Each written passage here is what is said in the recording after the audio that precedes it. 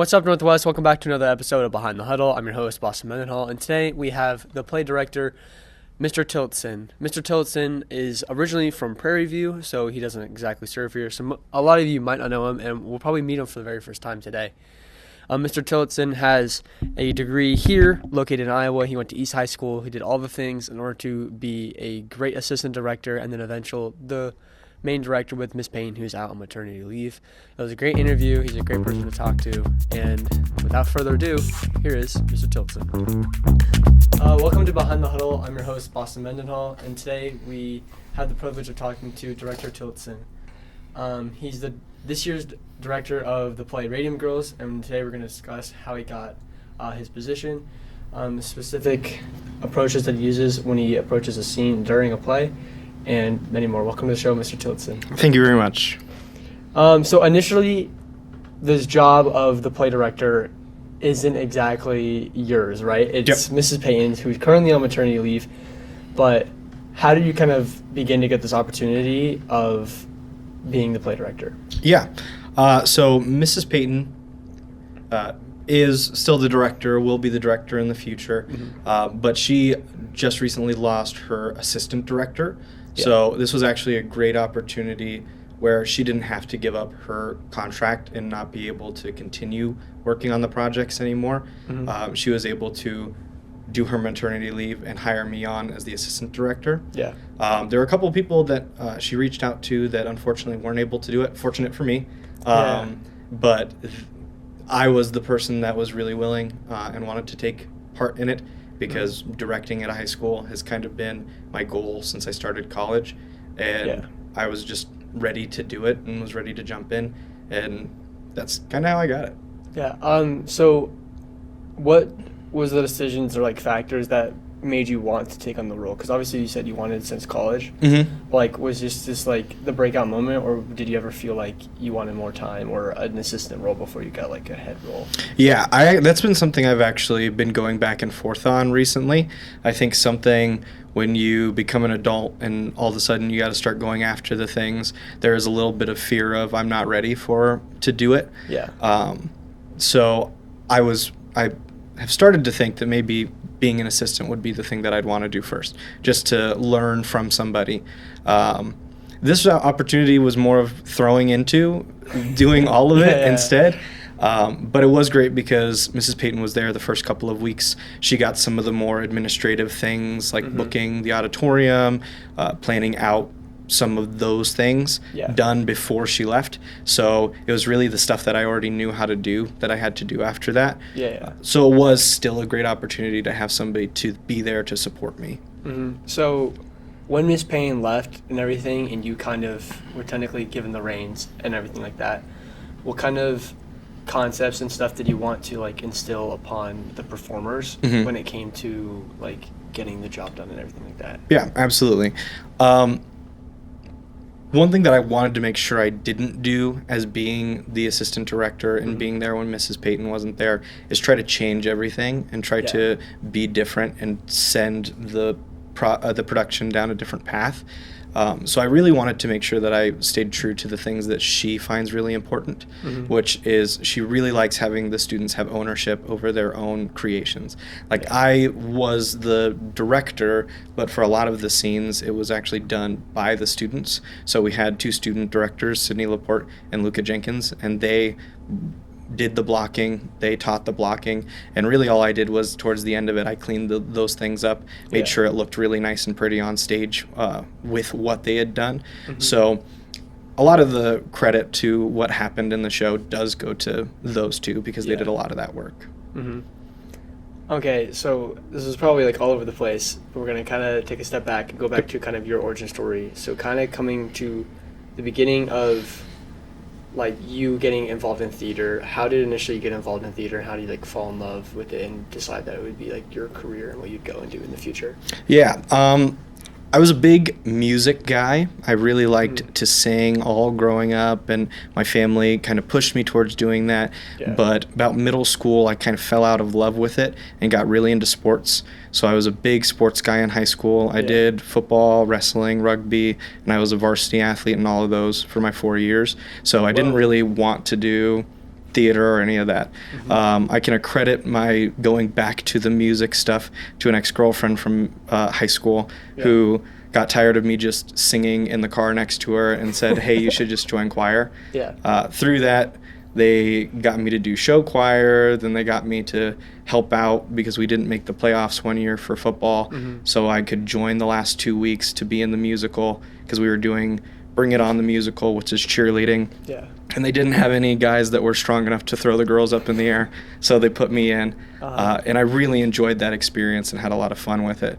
That summer, then I was able to do a show at a community theater that was actually the exact same show we had done at the high school, but I got to be through the entire process, really enjoy it, and really fell in love with it. So I decided that I'd then do that for my school that year. And we were doing a show that was really amazing and really powerful called Rent, that's about the AIDS epidemic in the 90s, which was very near and dear to my heart at that point because I'd been listening to it a ton.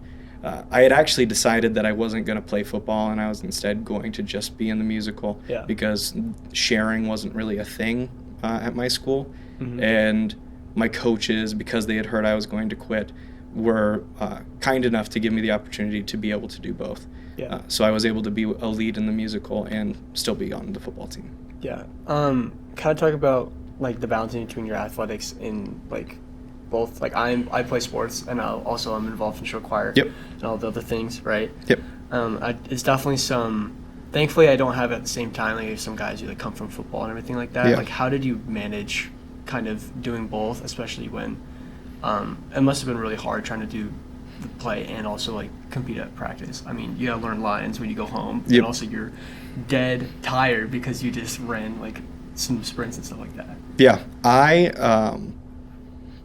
It worked out pretty good for me. Most of my coaches were gracious enough to let me do a halftime at practice and then go and do my rehearsals. I would do football practice all the way up until conditioning. I would do one thing of conditioning and then I would leave. So I got most of it. Yeah, it sounds like the dream. And then wrestling season that year too, I also did kind of a half and half as well. And it was hard. It was tough being able to do both of those things on top of school at the same time, but I loved doing it, and so I was willing to. And it really wasn't that hard to balance it once because my coaches and my directors and the people around me were really great at helping me get through that. Okay, so now that you've kind of figured that that's what you want to do and like want to do that in the future and you went into college and stuff like that, like when you were deciding on the major, was it specifically theater that you wanted to like major in? Is that right? No. So a lot of people will go into like college and be like, I'm going to be an actor or I'm going to be whatever. That wasn't my thing. I knew that I wanted to go in and I wanted to teach theater at high school level. That was my decision. When we did Rent my senior year, there was a moment where me and all of my best friends were all sitting on stage together. One of them was performing up in front of us, and we were in the middle of a scene, and the lights were down, and I was just so happy in that moment that I decided that I wanted to be able to give that opportunity to students in the future.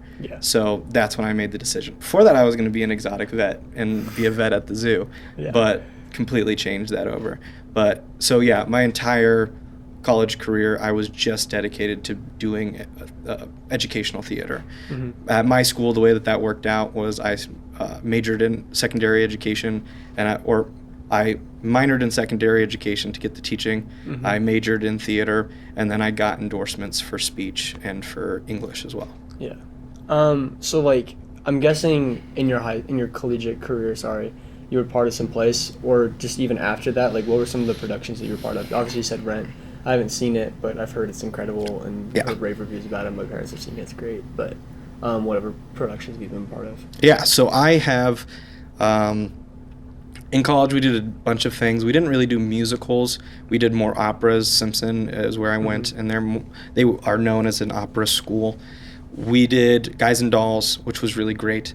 In a community theater, did Heathers, which is a big one that a lot of people know. I actually got the interesting opportunity to play Ram, who's like one of the jock guys in Heathers, And then my high school, which is East High School in Des Moines, then did Heather's that year. Because I did in the summer, they did it the year after, which was my senior year of college. And I got the cool opportunity to then be asked to be Ram's dad in the high school's production. So I got to see both sides of that, which was really cool. I also was Orlando in As You Like It, which is one of the famous Shakespeare plays. I've been in tons of things. One of my walls in my classroom is just posters from college because I either was acting in it, I was stage managing, I was being a part of a crew in some way, shape, or form, which Simpson was great in the aspect that you had to be in everything as something, and you also got to learn what a production is as a whole. Like, you don't go to Simpson and just study acting. You don't go and just study directing. You have to learn how to do all of the things, which is something I really valued from that experience. Yeah. And so, like, right after your collegiate career and doing all these things, were you, like, the first thing you wanted to do, obviously you became a teacher and you were probably looking for a teaching job. Yeah.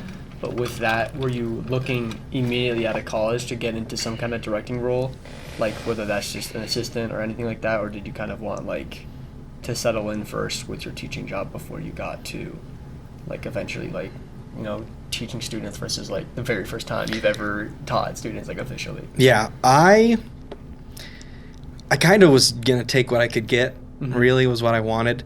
I was hoping to find somewhere where I could go in and I could start a program right away. I had very grandiose ideas of what kind of a program I wanted to build and the way that I wanted to build that. Waukee gave me the opportunity to interview, and I found out that the program that I had, like, dreamt of being able to create was something that was already instilled here. We have great supports at the middle schools, at the ninth grade buildings, at the high schools. We just have so much opportunity, and a lot of really great people have paved the way to make sure that we have all of that.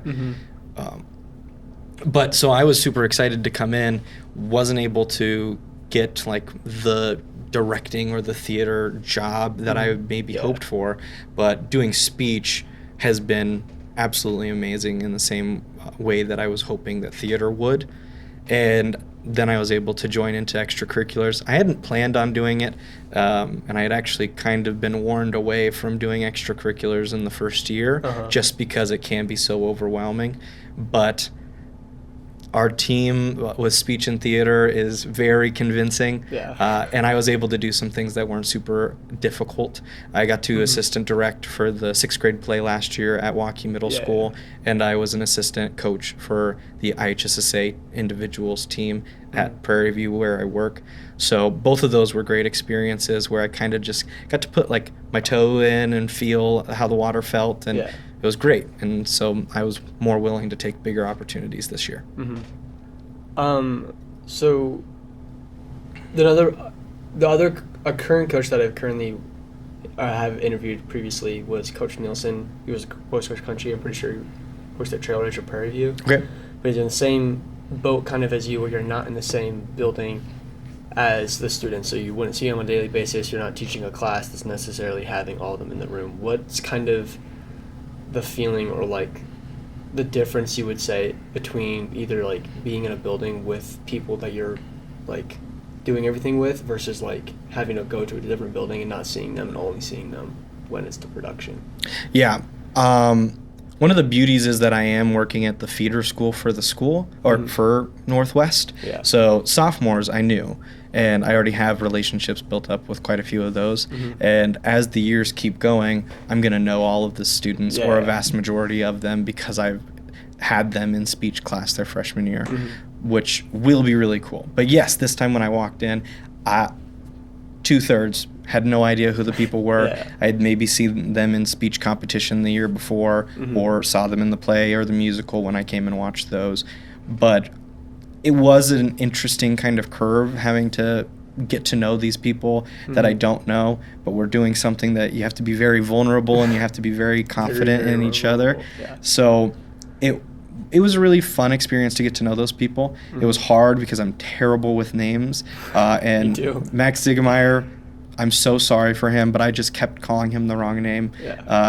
And I didn't for a while, but then all of a sudden I started doing it. And I still stand by I'm a bad person for doing that. But the kids were really gracious, and they were really awesome when it came to working with me and the things that I didn't know, and were very great about helping me pivot when I didn't know how to do something, or being able to support me when I didn't know those things.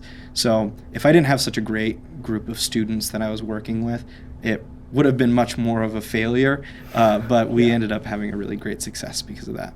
Okay, so I kind of want to dive into like the play, and like working through it and first time kind of getting thrown to the wolves of like a high school production and everything like that. And so I use this analogy for sports, but I also feel like it does apply to a lot of theater too, about like chess. Have you played chess before? Yep.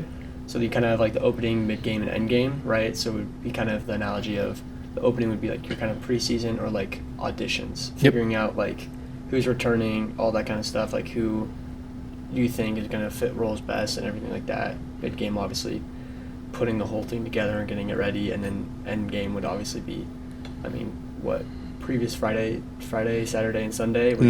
It's showtime. I mean, curtains are up, everything like that. So kind of going to that opening, in the beginning process, all of it together, who chooses the play?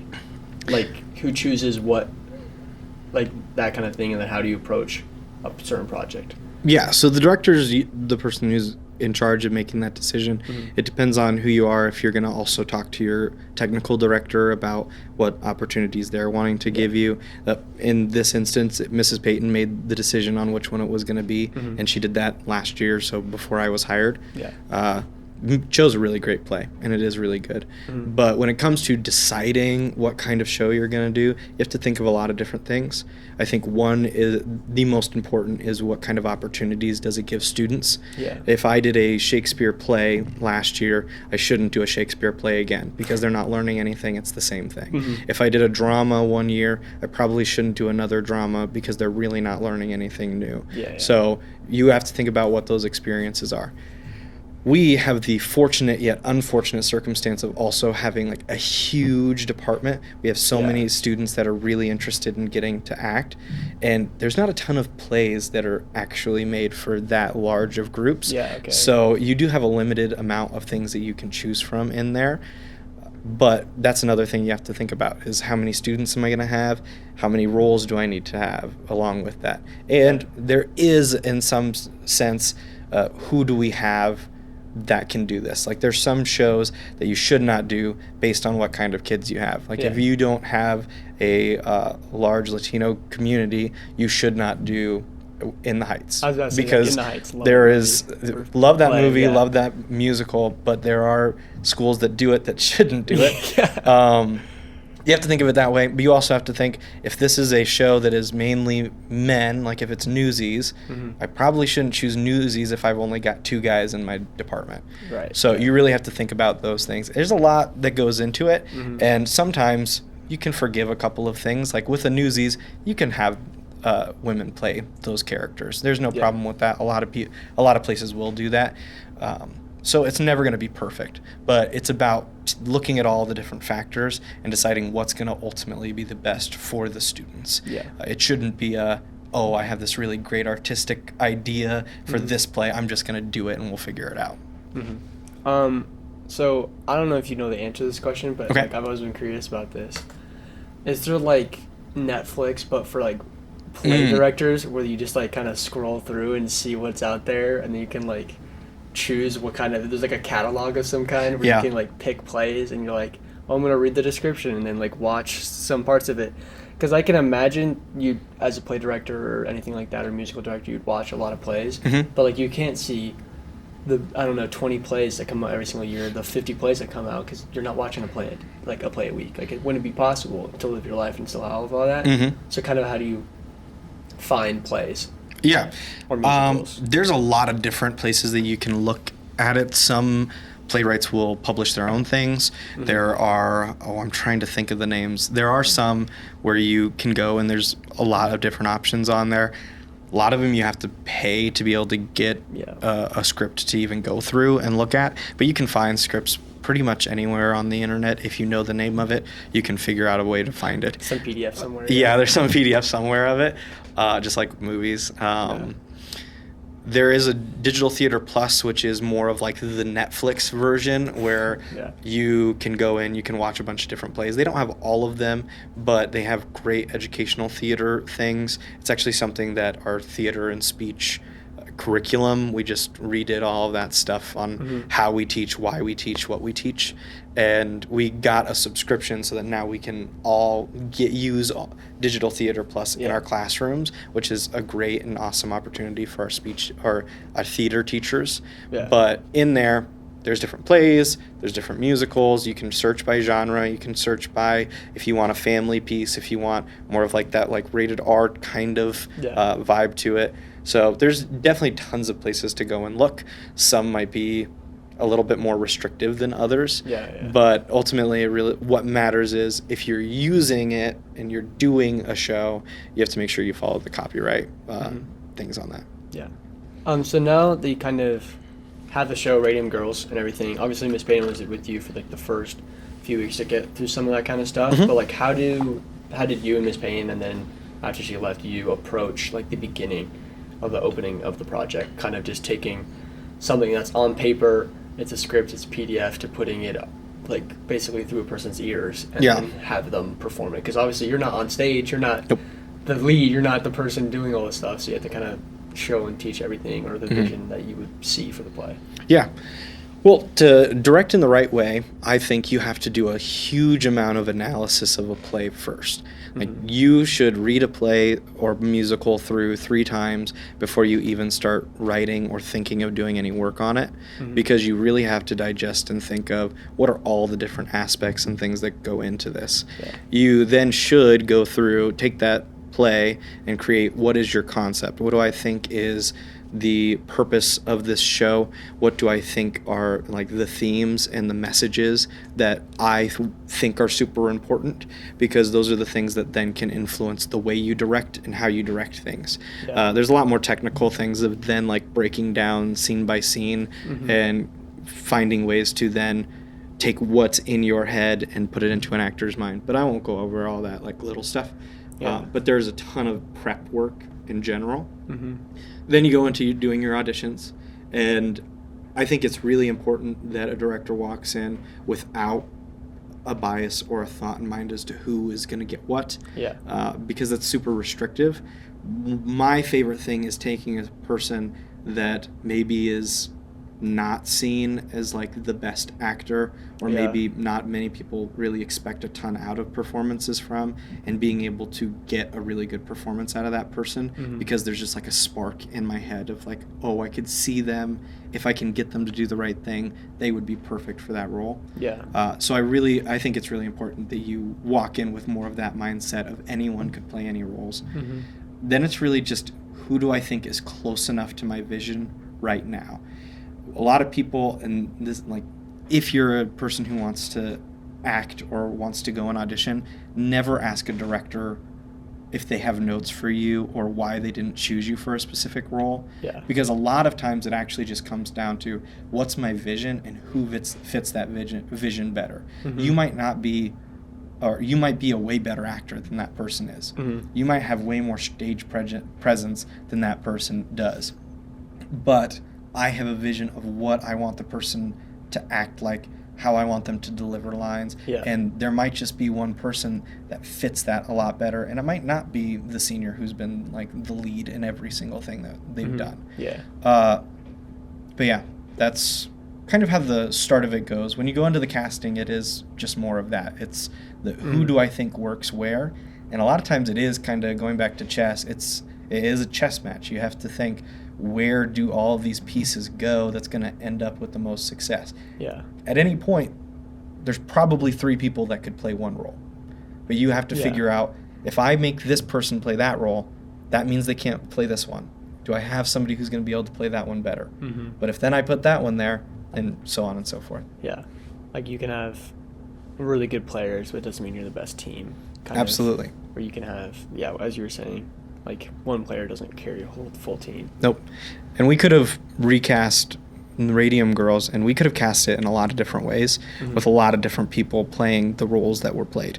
Yeah. But this is the one that we saw. This is the one that we stuck with, and we got a really, really great product out of it. Yeah. So I kind of want to go into the audition. So I personally, when I've auditioned once, it was in 7th grade. It was for Lion King. I was Scar. Awesome. It was incredible, That's right? so cool.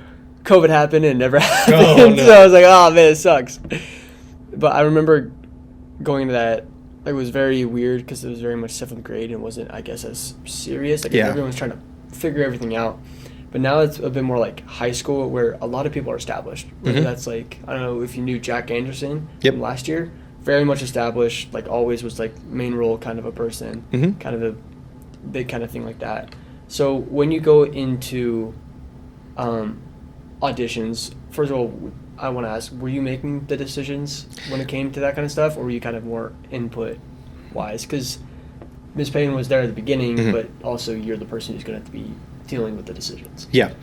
I ended up just being more of like a giving opinions. I was there for auditions, wasn't able to be there for callbacks because there was something mandatory. I had to be at Prairie View that night. So Ms. Payton took my input from auditions, took the student director's inputs from the auditions, and then made the ultimate decisions on who was going to get what parts. But when it comes to just like the first one, like obviously you've talked about going in with an open mind. You can't come in with like prejudice of like this person had the spot previous time. I'm guessing you probably don't have some level of like a depth chart. I'm guessing you have like some level of an idea of people's acting abilities and what they've done in the past. But that also doesn't like, I can't remember the word I'm looking for, but like determine whether or not like the likelihood of them getting a role. So like, when it goes into like trying to get the lead or a certain like a very important role, like what is the kind of process and thinking that you go into an audition with, trying to figure out who goes where? Okay. What I think is I was fortunate enough to be around last year and be able to see a lot of the acting and those types of things. So I knew who we had, and I knew who I could probably count on being there. Yeah. But you also never know, because we had quite a few sophomores that I knew a lot better because I was in their school from last year that had other opportunities or other things that they were doing and didn't show up. So I didn't come in with ideas of who would be what characters in any way, shape, or form, mostly because I didn't know anyone. But when it came to who I would have decided would have gotten the roles, it really would be who is saying these lines the closest to what I imagine in my head. Yeah. Because as a director, you should have a fully formed concept of what the show should be, how people should say their lines, how they should move. And when you have that fully formed concept, getting people to match that is super hard. And can be something that you end up spending a lot of time on. So finding the person who is the closest to it is probably my number one thing to think of. You then have, this character is going to be on stage the most. Does this person match what I want, but also has enough stage presence that they're going to be able to carry the entire show? Like in football, you might have 3 people that are good running backs, are each good at one thing, but you got to choose which one is going to be the most consistent throughout a whole game, and that's the one that you choose to be your starter. Very similar when it comes to auditioning and choosing who might get a lead or not. When it comes to kind of the I guess like teeter-totter of like stage presence versus like fit the role, at what point is it like you're valuing one over the other? Because I mean, I'm guessing for some smaller roles, you're probably going to be like, hey, I mean, you're fitting the role perfectly. You don't need to have too much of a stage presence because you're not have as much like screen time, or I don't know the exact phrase you would use, but time on stage or whatever, versus like the main role, who obviously like you want to have some level, you need to have good stage presence because you carry majority of the show or carry a lot of the show. So where's kind of the balance in between? That's a hard thing to say. I don't know if it's something you can really quantify. For me as a person, I would say that I would value more them being able to play the more realistic character, because we have some people who are very, very good character actors, which means they have a lot of energy, have a lot of presence, and when they're saying their lines, they're the ones that most people are going to be like, wow, that was really good. Yeah. But they might not emotionally connect with the character as much. Mm-hmm. For me, I really value the emotional connection to a character and the empathy of a character, because really acting is having empathy. If you can't put yourself into the understanding of the feelings of that other person, it's really hard to convincingly act like you are that person. Mm-hmm. So I would say that I very much overweigh the being able to play the character than having the stage presence. Because ultimately, if you do a really great job, maybe you're not as loud, maybe you're not as poppy, maybe you're not as exciting, but you're going to be the person that makes other people feel things because you're able to feel things. Yeah. So kind of now that you have all of the people in all the spots and everything like that, and you've kind of conceptually put the show together in your head, or you and Miss Payton have, oh, hold up, give me a second. I lost where I'm at. I'm sorry. Okay, so once you've kind of gotten everything and you're kind of going to that first practice, what are the kind of, well, not necessarily expectations, but like standards you want to set in the very first practice, whether that's just like working with the main actors and stuff like that, or with the whole ensemble? What is the kind of things you want to instill going into the first practice? Yeah. I'm going to just talk from like, if I were completely in charge of a process, how I would do it. Because I really did start off with just pretty much backseat driving and just watching and learning. But if I were walking into the first part of the process, when I have directed things as like the main director, not having student directors or anything like that, the first thing that I want to set up is, why is this show important? What is the message of the show? And that is super important to get the actors in mind of, because you could have a show that maybe has really funny moments. And if you have people who don't understand the seriousness of a show, they're going to really play up those moments. And then it becomes a caricature, and then it's not true to what it's supposed to be at that point. So I think the first thing that's really important to me is setting up, who are these people, why are they here, and what's the message that they're going to teach us? Because that puts into perspective how you should act, and it's going to change things. Then it's really going to like read the play, read it, understand it, and I think that's one thing that a lot of schools will fall short on, especially if you're doing something that's like Shakespeare, because that's so hard to understand. It's impossible. Impossible. My English grade would tell you so. But being able to make sure that they understand the plot of the story, that they know where all of the things connect, because a lot of plays can be really sophisticated and really cool with all of the things that connect. Like there's that it's a meme of a guy where he's got all the papers everywhere, and he's got the red line connecting everything, and he's whacked out. But being able to show them that is really important to understand the connection between all of the things. I go back to my director for Rent, did an amazing job of doing that. He had us watch a documentary that was all about the playwright for Rent, Jonathan Larson, because Rent really was a manifestation of his own life, and him being able to work through the things that he was going through and the loss of his friends, and that made it matter more to us. And the show is all about people who are either dying from AIDS, dealing with AIDS, or have friends that are dying and dealing with AIDS. And one of the coolest things we got to do was we actually met with an AIDS support group that was set out of Iowa to be able to talk to them about like how serious, how scary this thing was. And that made it real to us, and that made us really passionate about it too. And when you can get a kid to be passionate about what the story's about, it makes it mean so much more to them, and you can get so much of a better performance out of them if they really connect with it in that way. Kind of going to the beginning where you said trying to get like them to connect in an emotional sense and level to the play.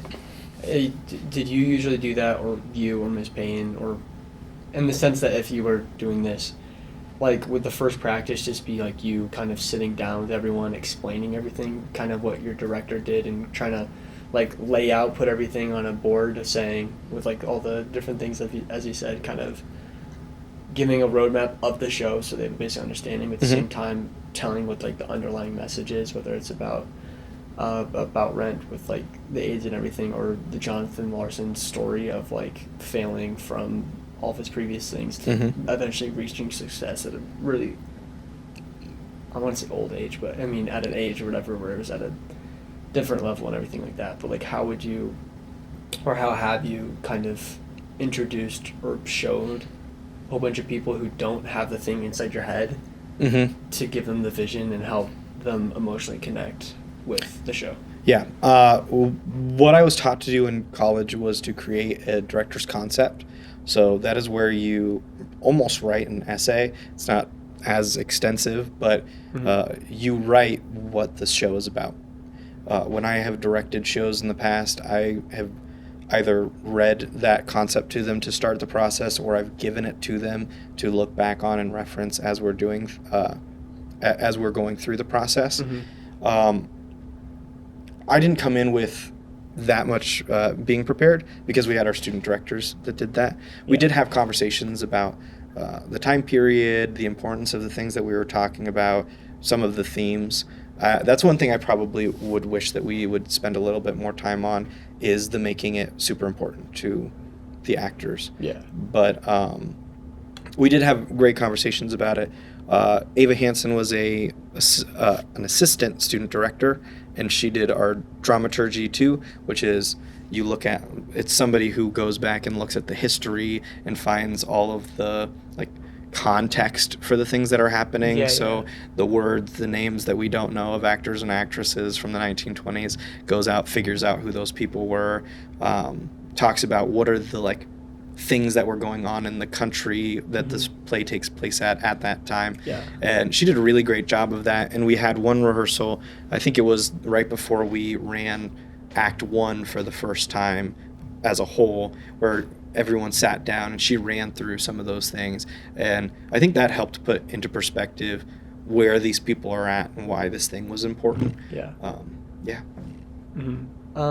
So kind of now that you have everyone reading the show and everyone's learning lines and everything like that, how do you help, and they're starting to get on stage and everything, how do you help actors, especially young ones who most of the time have been in one play, two plays, and haven't been in a range where like you probably have, where you've been in a drama, you've been in a musical, you've been in all these different subgenres and genres and everything like that. How do you help them discover their voice within the character and how they present themselves on stage?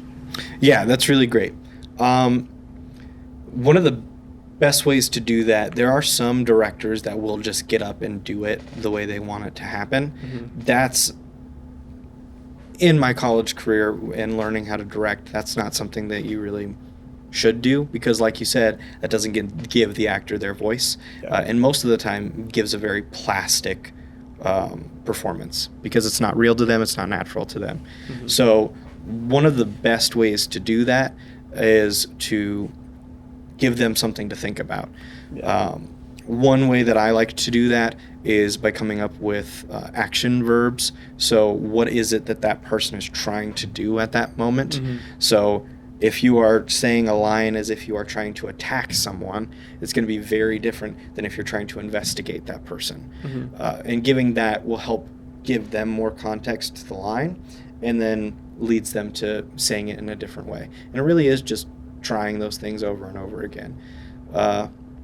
You also have to think of what is the character feeling and having that conversation. There's quite a few times where I said, what's happening to your character? Why are they there? Why are they saying it? Because sometimes an actor will just read a line because it's just a line that's on the page. But there's actual real emotional weight to the thing that they're saying.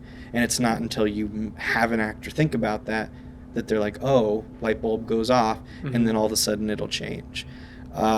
Also giving them the freedom, and a lot of actors at this point it just has been, I'm going to tell you exactly how to do it, and then you'll do it that way.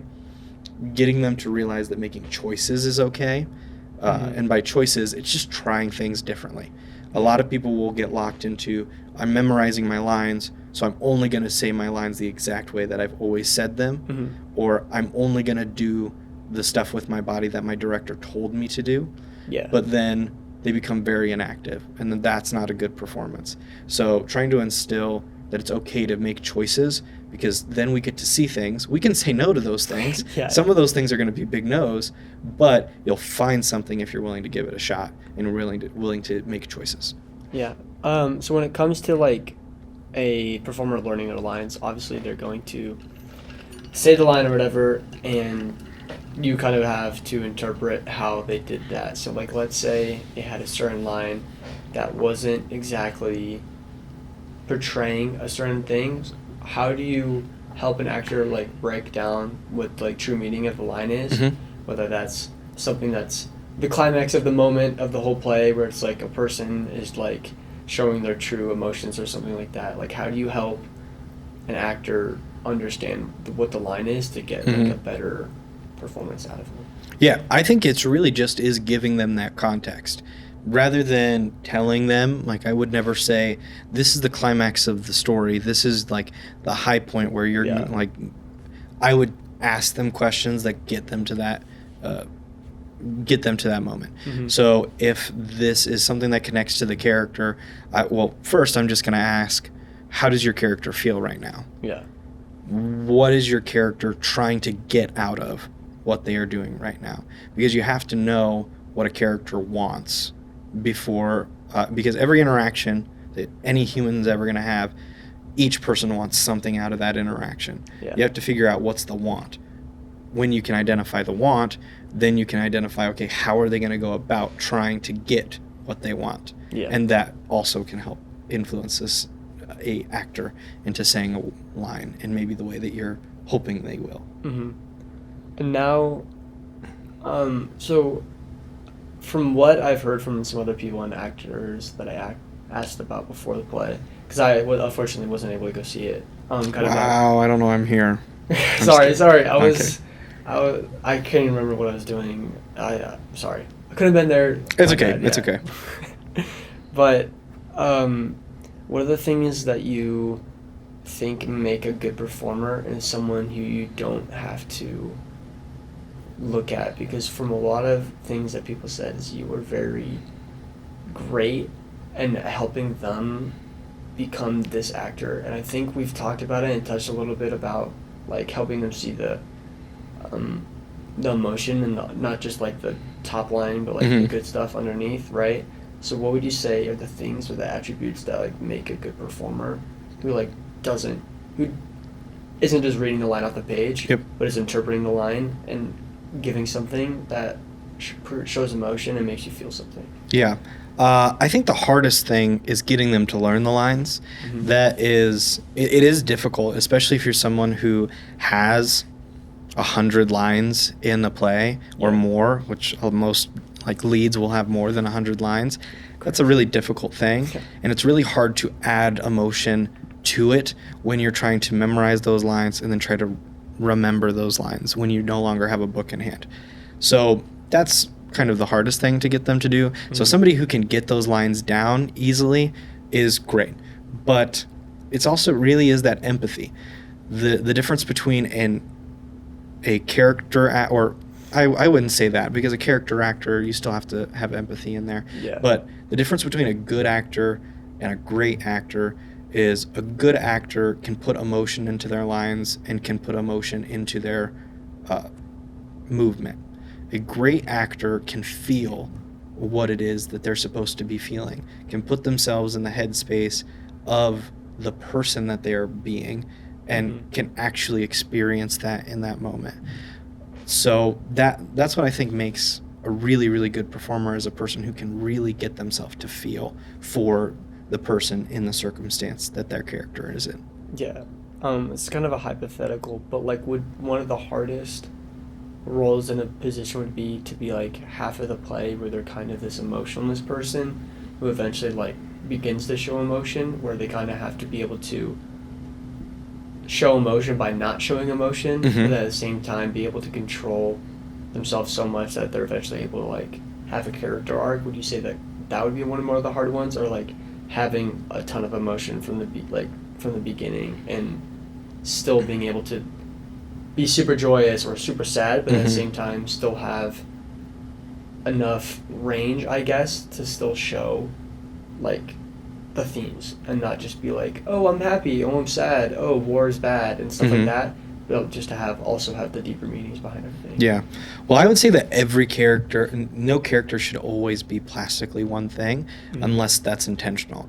Like, maybe I am actually the bad guy, but I'm going to act like I'm super nice and friendly all of the time. Yeah. So it's plastic in that way. But then at the end, you find out that they're this different person. Each character has a build, and in each scene, you should have an emotional build and change too. There should never be a stagnant character. You should never always be the same. So I would say that the hardest characters are the ones where their emotional, or their character development, I should say, isn't clear.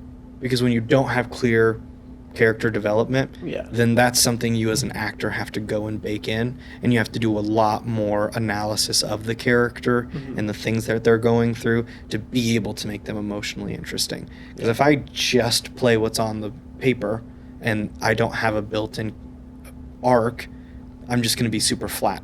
And I would say that is the hardest thing, is when most of that stuff's not given to you. Because it's really easy for me to be the lead who is sad and depressed and then meets a girl and is now in love and happy and gets to live happily ever after. That's really easy to bake in. But if I'm just the dad who shows up and says some things in a couple of different scenes, but I'm always just kind of not okay with the relationship my daughter's in, that's really hard to make interesting. Yeah. So now that you kind of, I guess, have figured out everything you need to figure out for the play, all the actors are kind of got everything you need to do. I'm guessing you probably figure out all the different moving parts of all that kind of stuff, and it comes to like that performance day. What do you kind of teach or like try to instill or just have the knowledge put upon someone when it comes to like getting the acting done on stage, not just in front of everyone you've done it in front of for like months, but for like an actual audience, like when the curtains come open and you have to say something, like what is the advice that you give to them, or kind of the things you help them to like help them with the pressure of their stage fright? Yeah, I think ultimately that's, you really have to teach confidence, but you also have to build confidence. If you're not telling actors when they're doing a good job, if you're not making them feel like they are solid in the performance that they're giving, you're doing a disservice to them, because if they don't feel confident, if they haven't been told that what they're doing is right at some point, it's really hard to go out there and be super proud of the thing that you're doing. I think it also has to do with just realizing how much work you've put into it. Because I might be really scared in that moment to go and do it, but if I realize I've been preparing for 2.5 months to do this one thing, it puts into perspective how prepared you are. Because you're always going to feel like you're not prepared, but when you think about it and you really realize how much effort you've put in, it makes it a lot easier to deal with that. Also, I have always tried to get myself to think, because I do feel quite a bit of stage fright when I go up on stage, especially when it's the first couple of shows.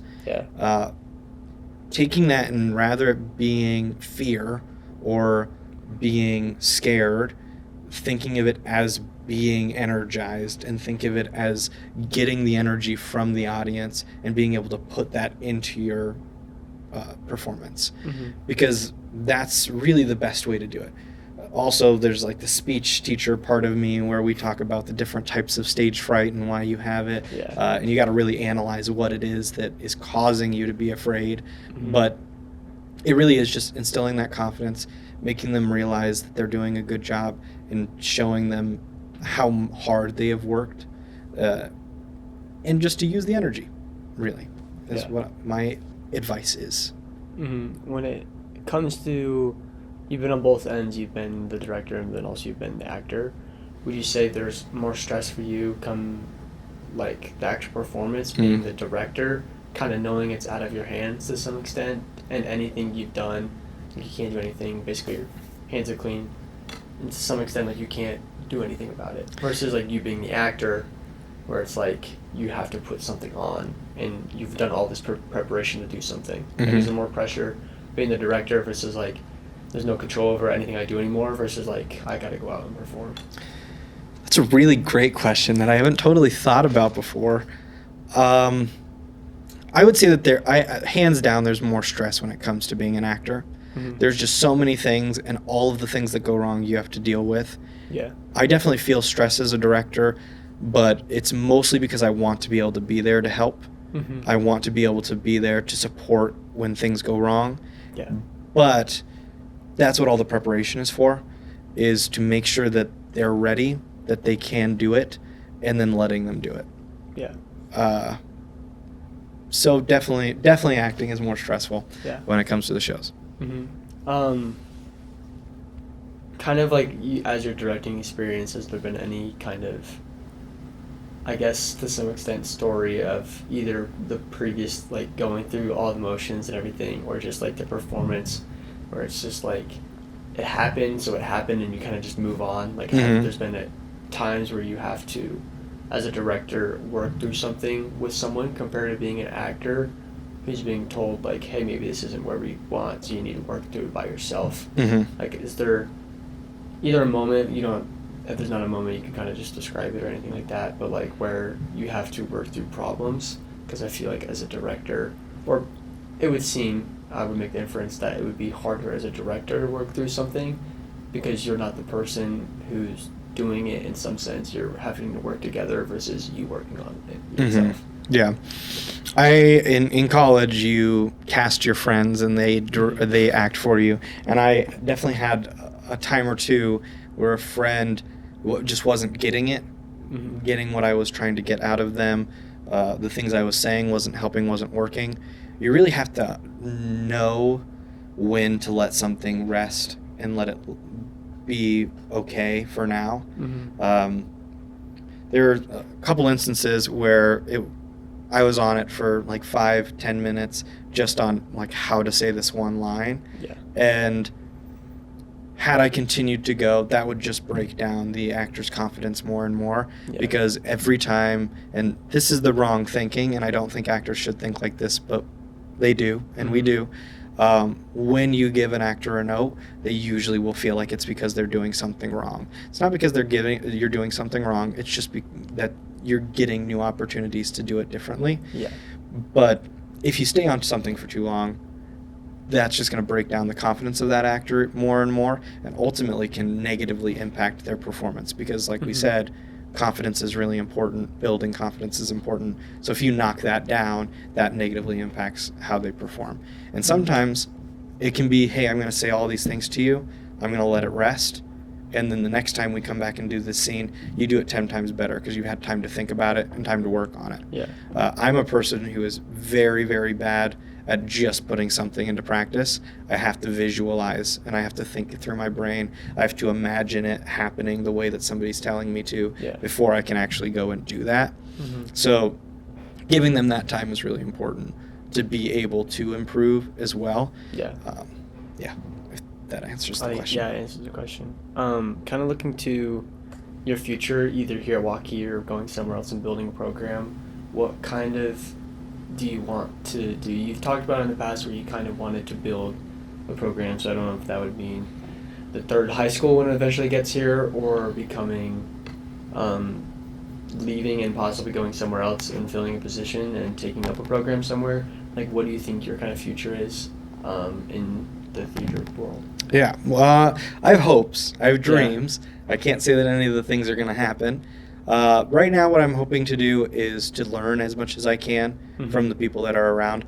We have great people, Mrs. Payton, Mr. Van Alstyne, the people at Waukee that I work closely with because we're in district together.